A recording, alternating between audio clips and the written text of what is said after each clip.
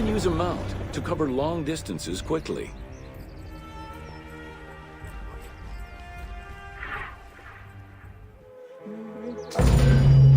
Welcome to Temples and Priests. From its foundation, the city of Memphis favored worship of the god Taw. The main Temple of Taw was known as Hutkapta, meaning Palace of the Ka of Taw. The name of the temple, translated into Greek as Aegyptos, would eventually evolve into the modern name Egypt.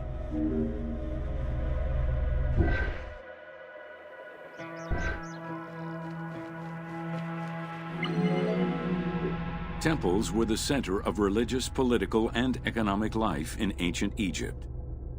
These sacred places were viewed as the literal home of the gods and goddesses. As such, every aspect of them required care and reverence, all of which was accomplished through elaborate ritual.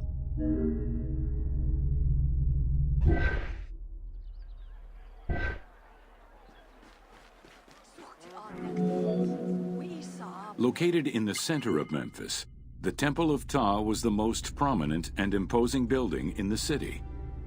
The long walkway leading toward the temple, known as the Dromos, was guarded by rows of sphinxes.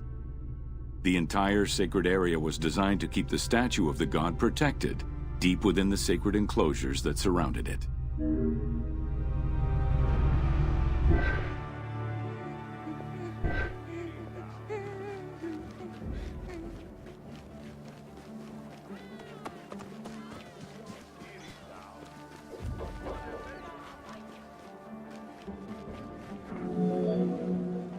The Dromos opened into a courtyard, with the surrounding portico graced with columns carved to resemble palm trees.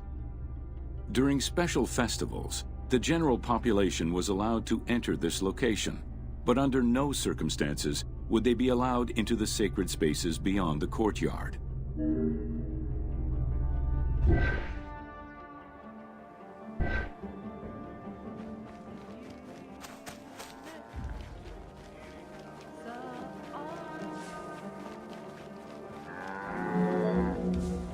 The Memphis Alabaster Sphinx was discovered in 1912, almost completely buried in water and sand. 8 meters in height and weighing in at roughly 90 tons, it is still mounted on its original pedestal. Though it is called the Alabaster Sphinx, it was in fact carved from common calcite rock, which is similar in appearance and texture to alabaster.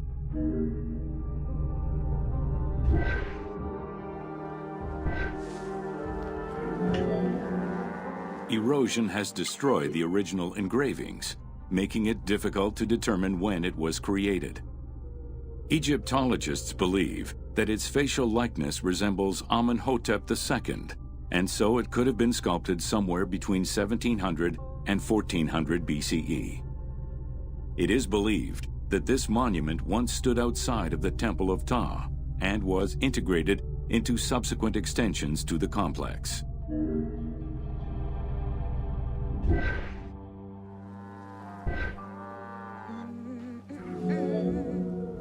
The size of the imposing sculpture reflects the importance it had to the temple during the New Kingdom.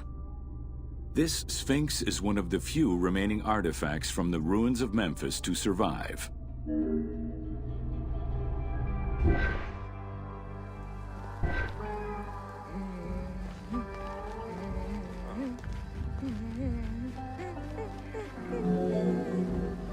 In Egyptian culture, some animals were associated with gods, while others were considered to be living gods. The Apis bull was believed to be a divine entity. The earliest mention of the Apis bull in ancient Egypt goes back as far as the first Egyptian dynasty.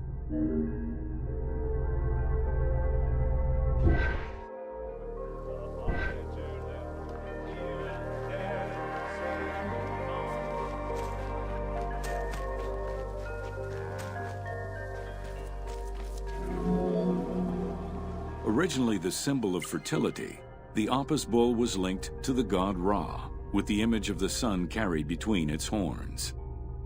Later it was associated with Osiris, the ruler of the underworld, thus becoming the funerary divinity Osorapis. During the 18th dynasty in Memphis, the Apis bull's association with the city's deity earned it the title Herald of Taw.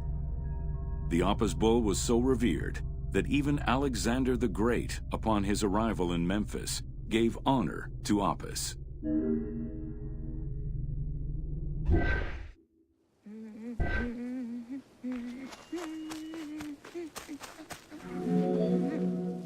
The Apis bull lived with its harem in a sacred barn located in an enclosure in the Temple of Taw. Each bull bore 29 signs representative of its divinity. Among them, the bull had an eagle-shaped mark on its back, a double tail hair, and a scarab-shaped mark under the tongue. The signs were intended to correspond with the lunar cycle. After its death, Egyptians would search for its reincarnated form among the livestock.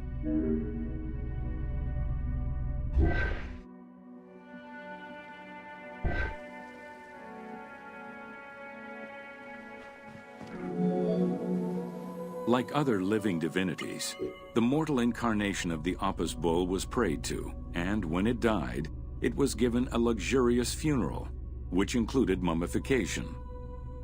Until the reign of Ramses II, the Apis bulls were buried in individual graves in Saqqara. During the 26th dynasty, the bodies of the bulls were buried in enormous stone vats in the underground corridors of the Serapeum of Memphis.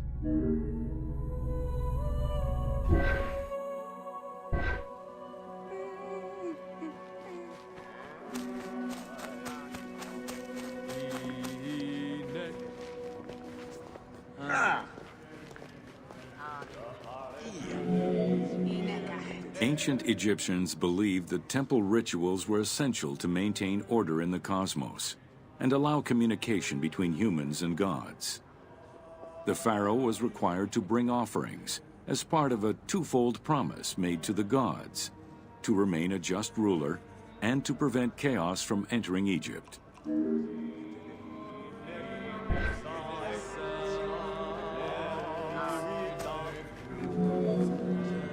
Details of the ceremonies found on temple walls provide a thorough overview of the stages of the daily ritual. Performed 3 times a day to mirror human mealtimes, each step of the highly symbolic ceremony was accompanied by specific recitations, many of which referred to mythical events.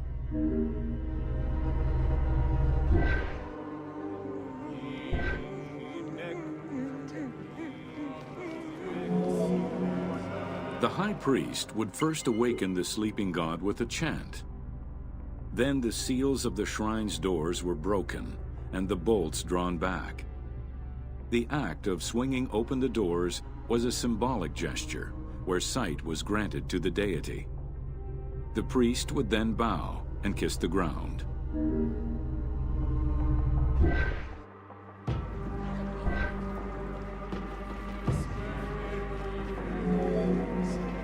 The god was then washed with incense-infused water and its mouth rinsed with mineral salts. The cleansing was followed by adorning the statue with jewels and royal garments. The final ritual required the priest to sweep away any footprints in order to prevent evil from approaching the god.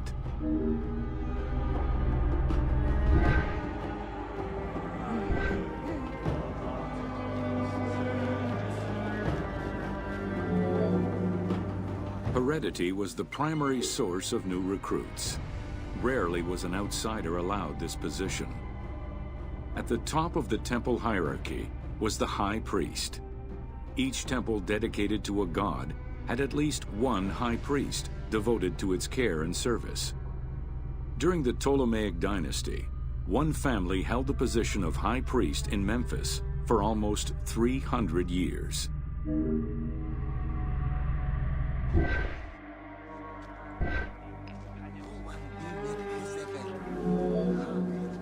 High priest candidates made their way up the ranks of the temple hierarchy.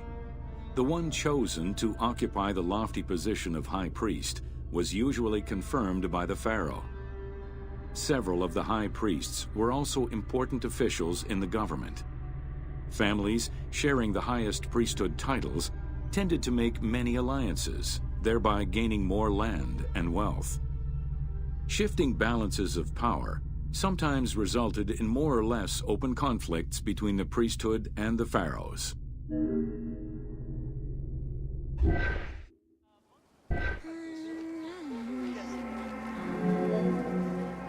In the 21st dynasty, Thebes became the capital of an almost entirely theocratic government.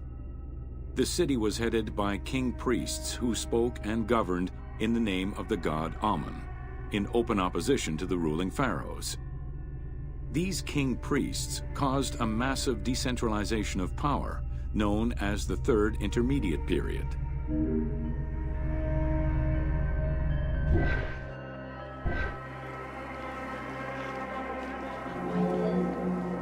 The educational institution in ancient Egypt was known as the House of Life.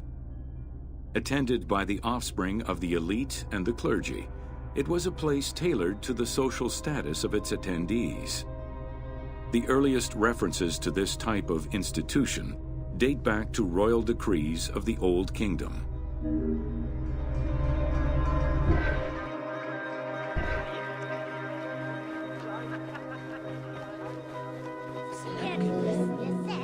Only two known centers have been uncovered, one in the abandoned city of Akhetaten and one at the Temple of Ramses II on the west bank of Thebes.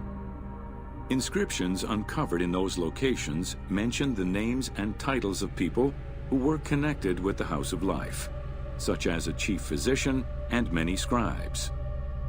It is presumed that by the late kingdom, every temple had a House of Life.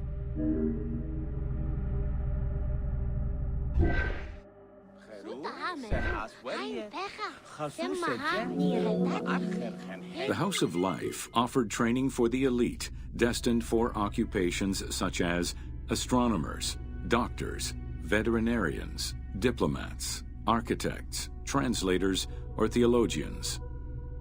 Some institutions focused on specific disciplines, making them a central hub for the country.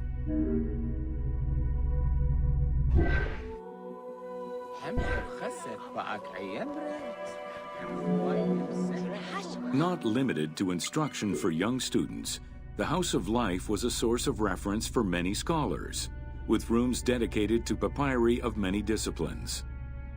Because papyri were preserved there, the Greco-Romans referred to the House of Life as a library.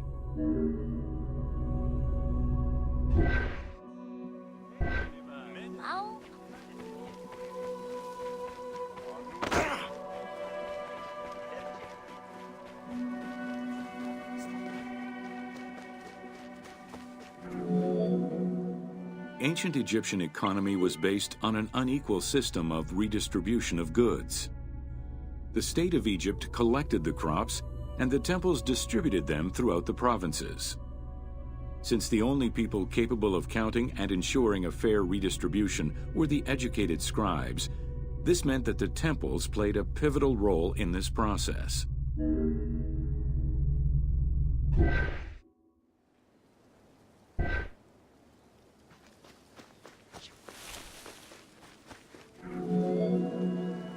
There are records of pharaohs making offerings of large tracts of land and animals to temples in order to maintain their favor. Ramses III offered generous gifts to the Temple of Amun in Karnak in such a manner.